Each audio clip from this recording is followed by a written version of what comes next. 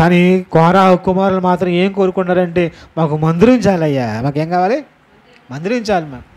ఆ మందిరాన్ని చూసే భాగ్యం చాలు, ఆ మందిరం దర్శించే భాగ్యం చాలు. యెహోవా మందిరం అంతనమది జీవము గల దేవుని దర్శించటానికి నా హృదయము నా శరీరము ఆనందముతో కేకలు వేయుచున్నది. అంటే అనుదినము దేవుని మందిరాన్ని కోరుకుంటున్న వారిలో కోరహు కుమారులు ఉన్నారు.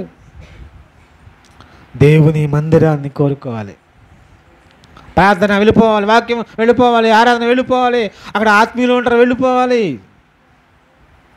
అప్పుడప్పుడు మీటింగ్కి వెళ్తున్నప్పుడు ఎంతమంది కనపడతారో, ఎంతమంది కనపడతారు సహోదరులు, అందరినీ పలకరించి అందరూ తెలిసిన వాళ్ళే.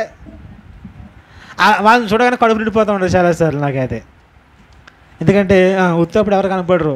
ఏదైనా సభకి వెళ్ళినప్పుడు, ఏదైనా మీటింగ్కి వెళ్ళినప్పుడు ఎంతోమంది ఆత్మీయ సహోదరులు, ఎంతో ఆత్మీయ సోదరిమణులు కనపడుతూ ఉంటారు. ఉత్తప్పుడు కనపడతారమ్మా?